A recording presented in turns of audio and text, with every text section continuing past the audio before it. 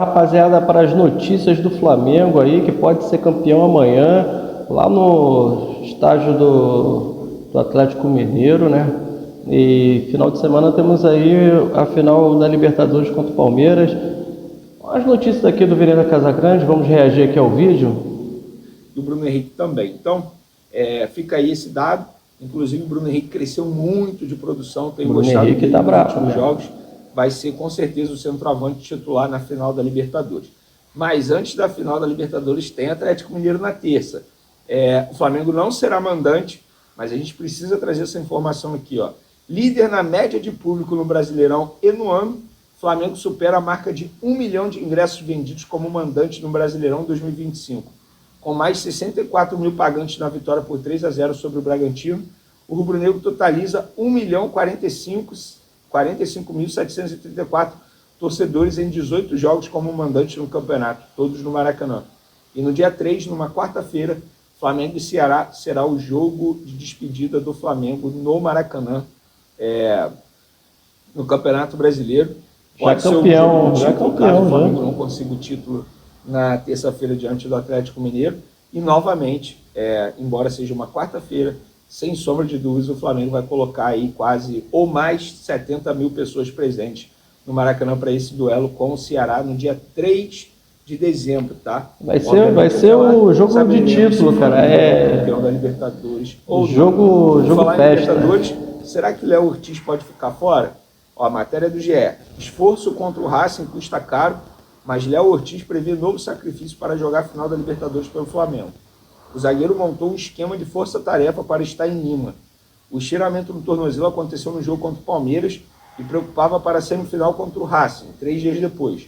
Ortiz montou uma força-tarefa para tentar se recuperar. 4 sessões de tratamento em apenas 24 horas. Os cuidados se dividiram entre o CT e a própria casa, onde ele mantém uma estrutura particular que é integrada com a metodologia do clube. No sacrifício, Ortiz ficou no banco no Maracanã, mas não jogou. O objetivo passou a ser o jogo da Argentina apenas 10 dias após a lesão. O tratamento intenso continuou com horas de trabalho em casa e no CT. Mesmo sem estar 100%, o zagueiro fez uma infiltração no tornozelo, jogou os 90 minutos e caiu em lágrimas após a classificação. O esforço custou caro e fez a lesão se agravar, colocando em risco inclusive a final da Libertadores. Foi aí que Ortiz iniciou a segunda etapa da força-tarefa e determinou a nova meta, estar em Lima. O camisa 3 aumentou a rotina de recuperação e vem fazendo sessões diárias de fisioterapia em casa, além dos trabalhos no CT. O tratamento acontece nos 3 turnos, manhã, tarde e noite. No CT ele ainda não foi a campo e trabalha apenas na academia. A expectativa é que o zagueiro vá a campo nos próximos dias para iniciar a transição. Assim como na semifinal, Ortiz já disse a pessoas próximas que não admite ficar fora de um jogo histórico como a final da Libertadores e está disposto a mais um sacrifício. A necessidade de uma nova infiltração é avaliada, visto que, se for campeão, ainda tem o Intercontinental, além do início da temporada 2026 já em janeiro. Cara, é arriscado? Mas é uma final de Libertadores, cara. A gente tem que arriscar mesmo, pô. Olhar o Ortiz é um dos melhores zagueiros, cara. Ele tem que pôr para jogo mesmo, cara. Eu acredito que ele faria um bom jogo. Pode se lesionar de novo? Pode, mas é um risco que vale a pena correr para uma final, cara. Vou dar minha opinião, tá? Diante disso tudo aqui, inclusive confirma a informação que a gente trouxe na época, que a lesão tinha sido extremamente grave, e aí eu vi gente debochando só porque ele estava em campo contra o Racing 10 dias depois. Gente, ele fez esse sacrifício, tomou uma infiltração para poder jogar. Se custou caro ou não, eu não posso dizer isso. Quem tem que dizer isso é o departamento médico do Flamengo, não sou eu. Mas depois desse jogo, que foi no dia 29 de outubro, ele não entrou mais em campo. É óbvio que colocou em risco a temporada dele. E eu não botaria o Léo Ortiz para jogar na terça contra o Atlético Mineiro. Também não. Sem chance, não. grama sintética ainda, esquece, não colocaria. Não colocaria também o Danilo, que pode ser o reserva do Léo Ortiz na final da Libertadores, e nem o Léo Pereira. Vender como assim, zaga inteira reserva? Sim. Eu colocaria o Iago ou até mesmo o Pulgar para jogar de zagueiro. Não arriscaria, de verdade. O importante mesmo é sábado, né? Não vale o risco. O Flamengo tem uma gordura para queimar no Campeonato Brasileiro. E mesmo se jogasse com essa zaga que eu acabei de mencionar, teria chance de vencer o Atlético Mineiro, que está cambaleado, morto. Quem viu o jogo do Atlético Mineiro contra o Lanús na final sul-americana pôde perceber, mesmo eles dando a vida, eles não conseguem jogar bem. Eu não colocaria. Eu acho, assim, vou ser muito sincero, não colocaria o Rossi, mas quem, cara, que eu não colocaria? Jorginho não colocaria, Jorginho também não coloco não. colocaria. É o momento de preservar os atletas, de não correr risco. Não vale a pena o risco, porque o Flamengo tem uma final que o Palmeiras vai vir com aquela gana, com aquela raça, porque eles vão querer ganhar pelo menos um título na temporada, embora o brasileiro não esteja perdido de vez, mas a gente sabe que é muito difícil. Mas eu não caio naquela balela que eu falei para vocês do Abel Ferreira, já perdemos o título, não. Ele está jogando a pressão para cima do Flamengo. A gente sabe que para o Flamengo perder esse campeonato brasileiro tem que fazer um malabarismo absurdo. Então, eu pouparia geral. Até porque o Palmeiras vai poupar geral contra o Grêmio. Vocês acham que não? Vai colocar o time... E é capaz de perder pro Grêmio. Eles estão pensando na Libertadores, obviamente. Eles querem garantir pelo menos um título. Então, enfim, se foi falta de responsabilidade ou não, quem sou eu para dizer isso? Vi muita gente alegando isso. Eu acho leviano criticar o departamento médico sem saber, até mesmo o jogador. Porque o jogador entrou em campo porque ele quis, porque ele topou. Então, enfim, essas são as informações do momento. O Flamengo viaja nessa segunda para Belo Horizonte. O Flamengo joga em Belo Horizonte, volta ao Rio de Janeiro e na quarta vai ter o famoso Aeroflá à tarde, na hora do embarque da delegação Paraná. E será que vai ser um Aeroflá com o Flamengo já campeão brasileiro? Arrisco a dizer que se isso acontecer, será o maior Aeroflá da história. E quando eu falo Aeroflá, de todos os clubes que fizeram essa manifestação de apoio antes de viagem para a Libertadores. Valeu, galera! Rapaziada, vamos dar uma olhadinha aqui agora do pilhado aqui, ó. Só um pouquinho, só para a gente completar aqui o nosso vídeo. E já peço para deixar o seu like, se inscrever no canal aí. Estamos de volta aí fazendo os vídeos. E vamos continuar aí com as informações. Mauro César Pereira, você estava falando sobre a atuação do Everton Araújo, que realmente jogou muita bola. E também te pergunto sobre o Arrasca, né, Mauro? Meu Deus, que gol! Que gol! É outro cara que também acha muito... O jeito que ele prepara a batida com a direita, tira o zagueiro e chuta com a esquerda, foi o que eu falei ontem. Não sei se você concorda. Eu acho que são os dois únicos craques do futebol brasileiro hoje, sem contar o Neymar, claro, gente, que está numa fase diferente. É óbvio que o Neymar é o maior craque desse campeonato pela história, mas hoje eu vejo esses dois como os únicos craques aí no futebol brasileiro, Mauro. Não sei se Depay, talvez, ou algum outro. Você está em 2015 ou 2025? Inventou a máquina do tempo? Hã? Caraca, mano. Sério, pô. Neymar não tá. O Neymar, a versão atual, não sei porque ele comentou sobre Neymar, cara. Esquece Neymar, cara. Pega os números do Arrascaeta. Gols, participação em gols, pega os do Neymar. Aliás, não viajou, né? Santos jogou com o Internacional, não viajou. O Memphis também, né? Fora também. Sim. Os dois estão fora. Os dois estão fora. O Memphis tem uma coisa também, né? Ele não recebe em dia, né? Tem dívida, não pode reclamar dele também, não. Porque fica machucado, pô, não cumpre nem a obrigação o clube, quer dizer. O Peta já falava isso. Pois é. Então, vai fazer o quê, né? Não pode jogar, não pode jogar. Mas, enfim, o Arrascaeta, assim, a grande questão do Arrascaeta é a transformação que ele viveu esse ano. Que eu acho que tem a preparação que o clube fez, né? Ele já vinha jogando como um segundo atacante com o Tite, lá na frente, perto do Pedro. O Felipe manteve isso com algumas diferenças, né? Procurou encontrar uma zona onde ele possa atuar com um pouco mais de conforto. Ele está mais bem preparado, o que não podia, gente. Eu critiquei várias vezes. O Arrascaeta, com todo esse talento, ficar saindo do jogo com 15 minutos do segundo tempo, como estava acontecendo. Não conseguia jogar uma partida inteira, saía se arrastando de campo. O que é aquilo, gente? Na época, com 28, 29 anos, pô. E agora não, ele consegue jogar. Ontem, ele, depois do gol, deu um carrinho para fazer o desarme. Quer dizer, o cara está em condições físicas, está jogando. O Arrascaeta perdia disputas de bola, que ele não conseguia firmar o corpo para disputar um corpo a corpo com o adversário. O cara tomava a bola dele que nem fosse uma criança jogando bola contra. Isso é incompatível com um jogador profissional, ainda mais um cara com o talento que ele tem. No momento que ele está bem fisicamente, a técnica dele vai embora. Então ele está no auge da carreira dele, né?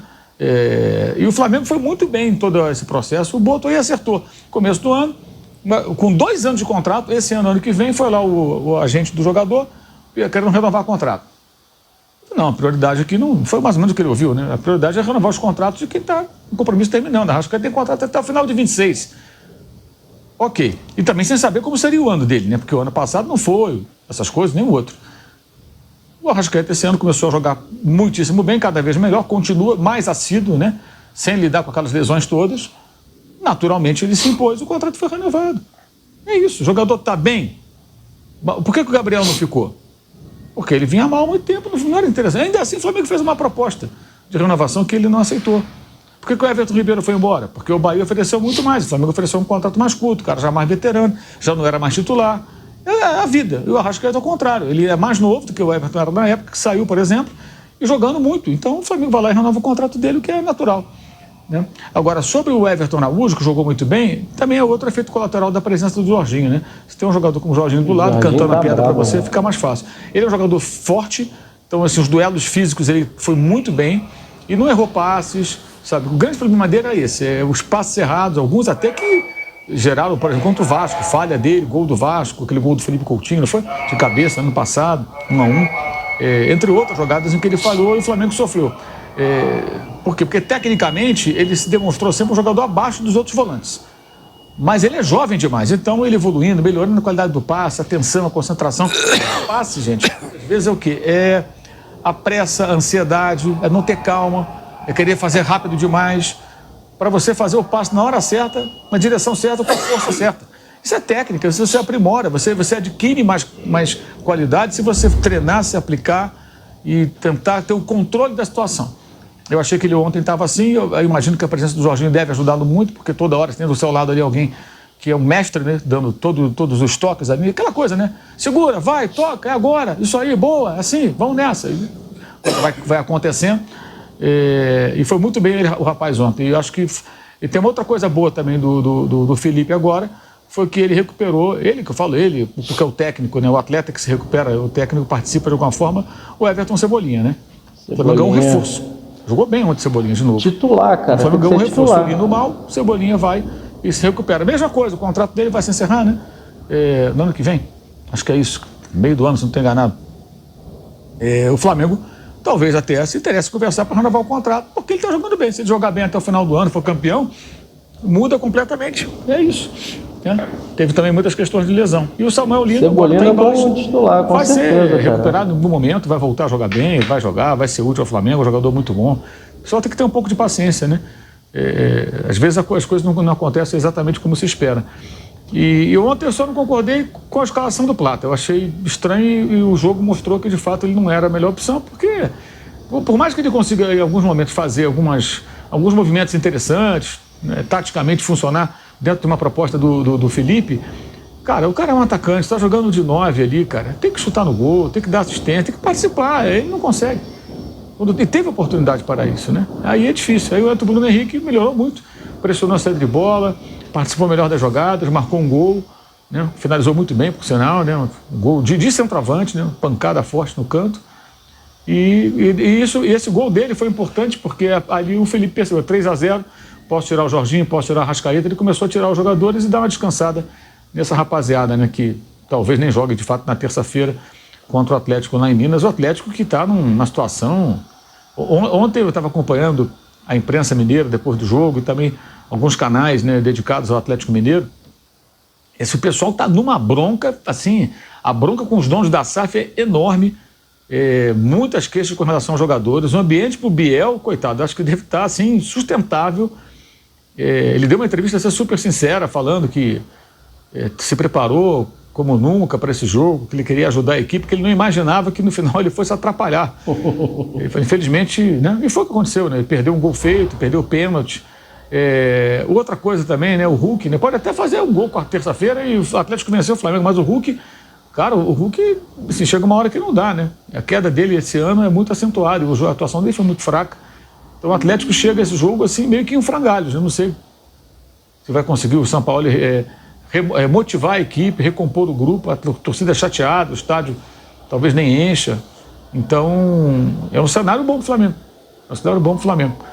Já o Palmeiras enfrenta um Grêmio que perdeu o Botafogo, mas lutou até o fim, né? Chegou ali a tentar esboçar uma reação no final, não deu tempo. Mas que ainda tenta se firmar numa zona de classificação da Copa Sul-Americana, pelo menos, e está numa zona não muito confortável da tabela, né? Precisa de resultado, precisa de dar uma satisfação à torcida. Enfim, são dois times em momentos diferentes. Nenhum deles numa boa, né? Até a faixa dos dois na tabela é muito próxima.